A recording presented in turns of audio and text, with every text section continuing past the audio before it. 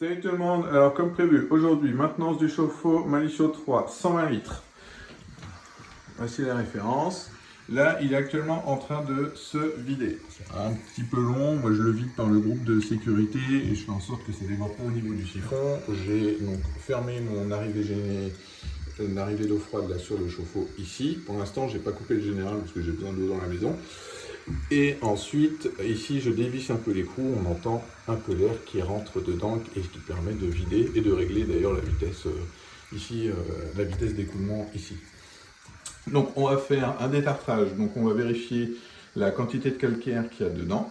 On espère qu'il n'y en a pas trop, ça fait à peu près 2 ans et demi, 3 ans qu'il est posé. Et on va faire la vérification de la note sacrificielle, voir si elle est beaucoup usée ou pas. Donc on va vérifier son diamètre, comme on m'avait fait pour la maintenance du chauffe-eau Malicio 3 de 80 litres. S'il est à changer, j'irai en acheter une. Et puis voilà. Donc on va attendre que le chauffe-eau se vide, et puis on se retrouve après.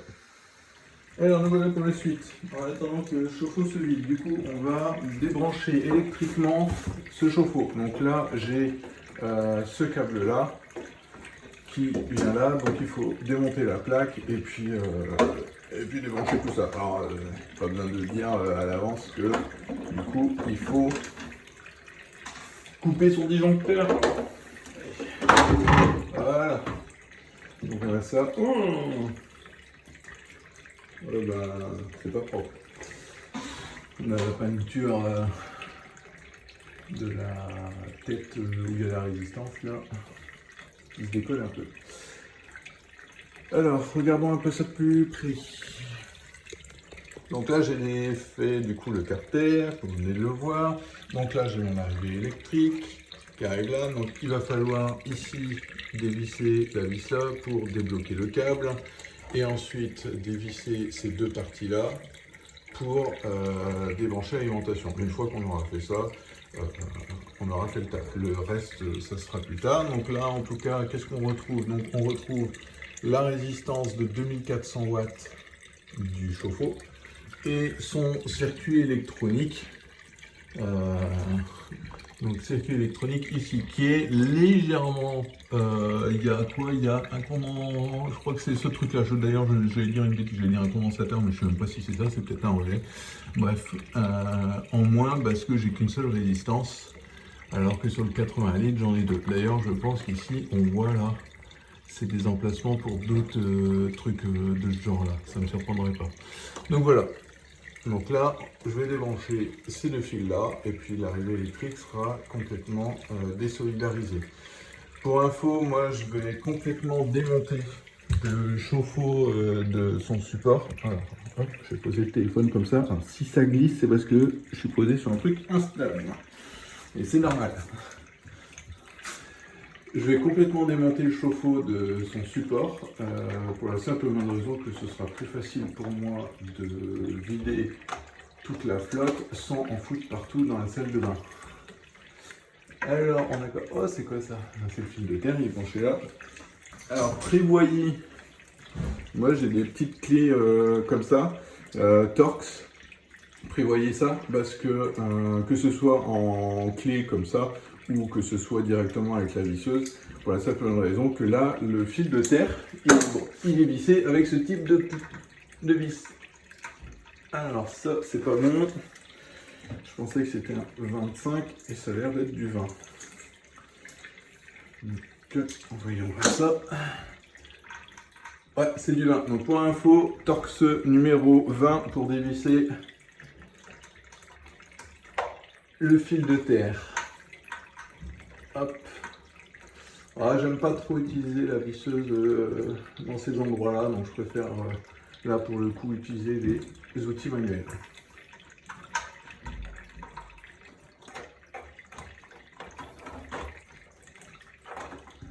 Pour éviter de paumer la vis, au lieu de la foutre en l'air, vous la revissez directement dessus. Comme ça, quand vous allez rebrancher tout ça, vous aurez la vis qui est directement sur place et vous ne serez pas en train de la chercher. Hop, ça c'est bon. Il nous reste à dévisser quoi? Donc, ce que je vous ai montré, ce qui verrouille le câble et qui l'empêche d'être tiré. Bon, ici, il y a peu de chances que ce soit le cas. Mais pareil, donc une fois que vous avez enlevé ça, bah, vous le remettez, comme ça au moins vous le retrouvez.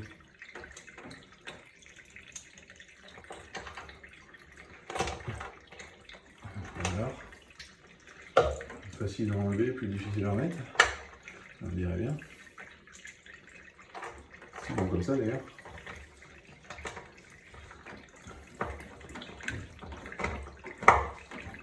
Et voilà, vous voyez, hein, c'est simple. Hein.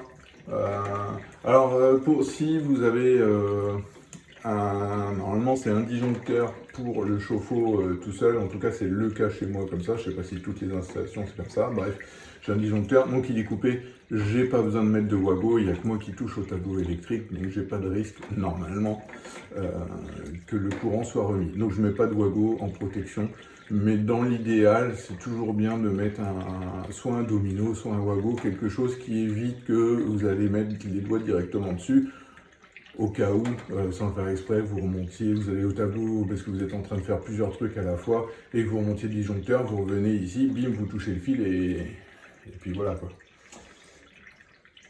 Donc voilà, donc terminé pour le démontage de la partie arrivée électrique, vous voyez, c'est super simple, ça prend pas longtemps.